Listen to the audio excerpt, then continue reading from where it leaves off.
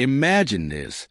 A brand new Tesla rolls off the production line, and instead of waiting to be delivered, it simply drives itself out of the factory.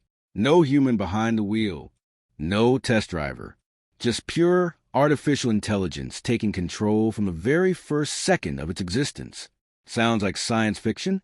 Well, it's not anymore.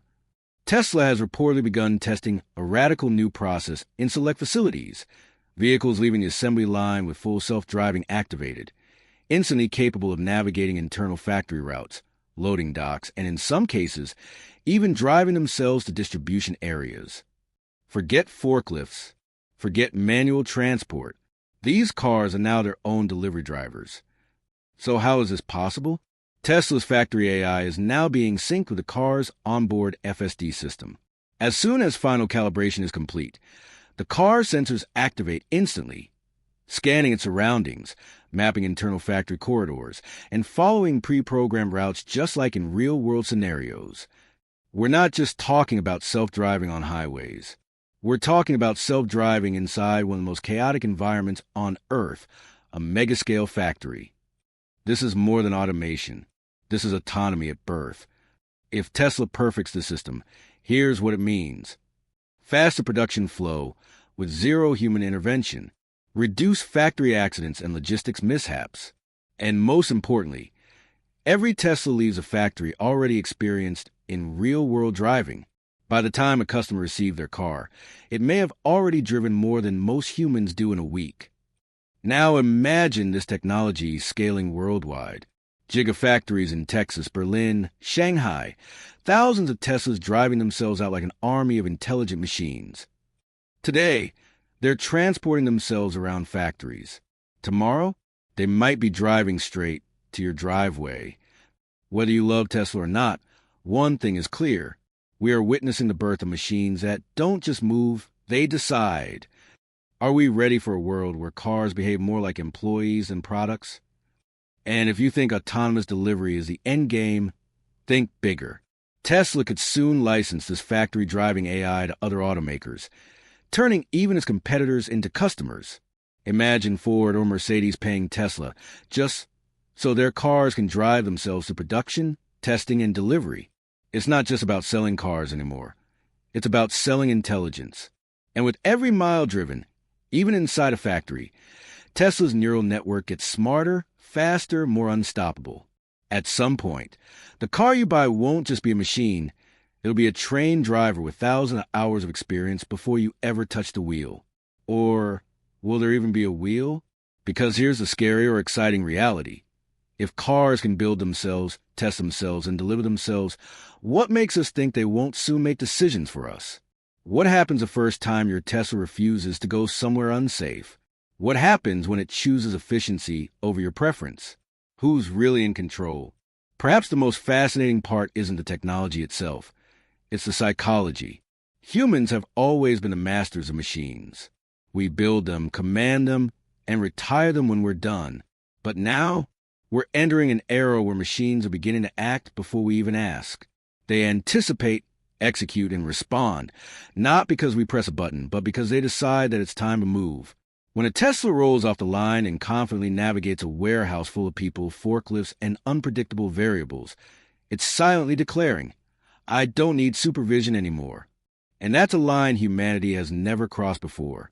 Today, it's factory logistics. Tomorrow, it could be city logistics.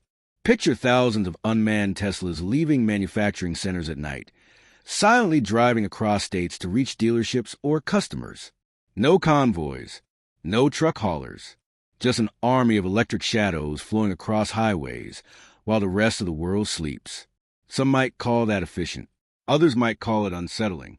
Because at some point, these vehicles stop being cars and start being organisms in a larger network, like ants in a colony, each with its own purpose and route. And if these vehicles begin to operate like organisms, then what we're really witnessing is the birth of a new ecosystem. One where transportation is no longer commanded by humans, but orchestrated by algorithms. Imagine a Tesla detecting a traffic jam miles ahead. Not because you saw it on your screen, but because other Teslas in the area whisper it across a digital network. No honking, no frustration, just silent coordination. One car slows, another reroutes, a third delays departure entirely, like cells in a body working together without ever consulting a brain. And that's where control begins to blur. If every Tesla knows more than you do, reacts faster than you can, and communicates with thousands of unseen partners on the road, are you really driving anymore? Or are you the passenger in a world that no longer waits for human input? The first time your car refuses to let you make a dangerous turn, you'll thank it. The second time, you'll trust it. The third time, you might not even argue.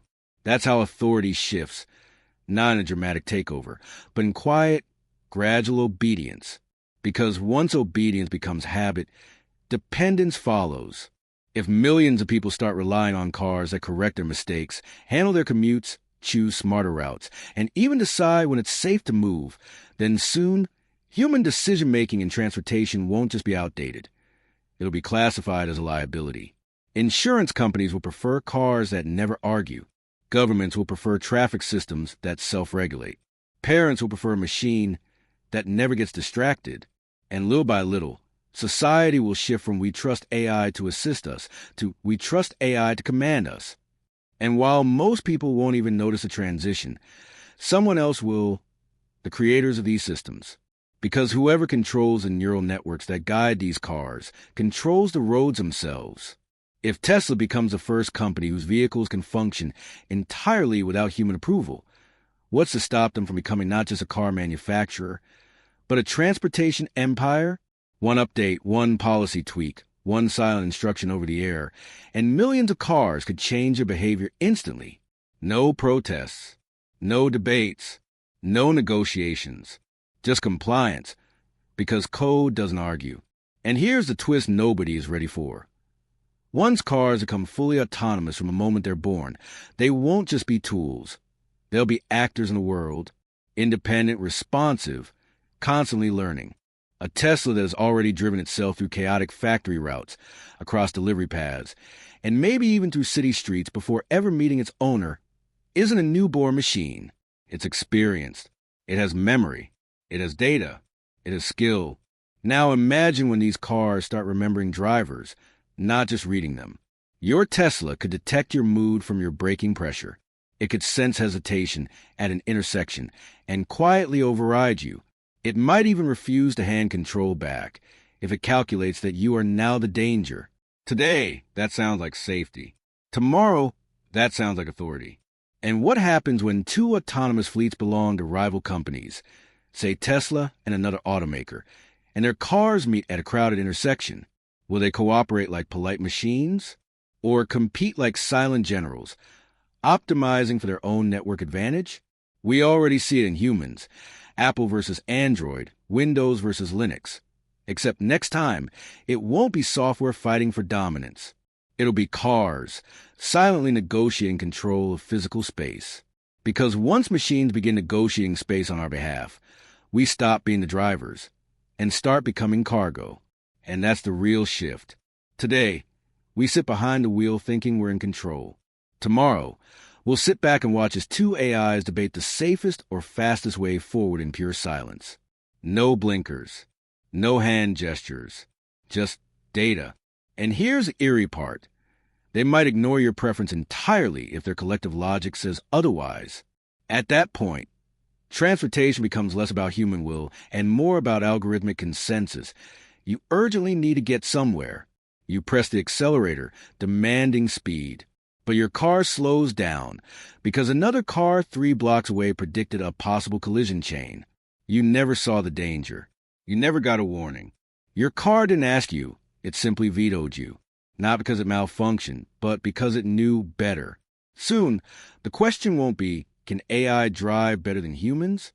It will be, should humans even be allowed to drive when AI is watching? That's when laws will shift.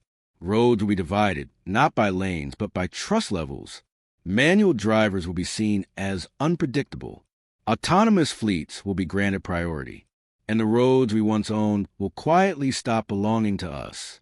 And when that divide finally happens, when autonomous fleets glide effortlessly through priority lanes while human drivers sit confined to outdated, congested routes, a new kind of class system will emerge.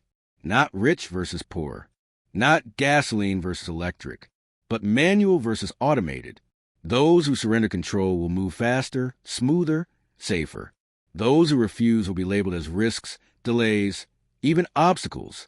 But what happens when someone refuses to surrender?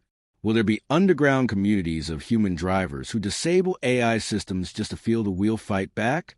Will rebellion look like people hacking their own cars, simply to reclaim the right to make a mistake? It sounds extreme now, but so did self-driving factories just a decade ago. And yet, in all of this, there's one question that no engineer, no policymaker, and no corporation has answered. When the first AI-driven car makes a moral decision, who's responsible? If your Tesla decides to swerve to protect you, but in doing so endangers someone else, did you make that call? Or did the software? Who stands trial? The driver? The designer? Or the car itself? Because once a machine is allowed to act with autonomy, the line between tool and participant starts to dissolve. And that's the moment society will face its final dilemma. Do we define AI as property or as something more? Because if it's just a tool, we can shut it down, replace it, blame it. But if it begins making life and death decisions, if it calculates ethics in real time, then one day, someone will argue that it deserves rights too. And so the journey that started with self-driving cars in quiet factory halls may end in courtrooms, in parliaments, in global debates over what life really means. Not just biological life, but logical life, network life, life measured not in beating hearts, but in beating processors. The first Tesla that drives itself off the production line is impressive. The first Tesla that refuses an order because it calculated a better path will be historic. So yes, today, it's just cars moving without drivers. But tomorrow, it might be machines moving without masters.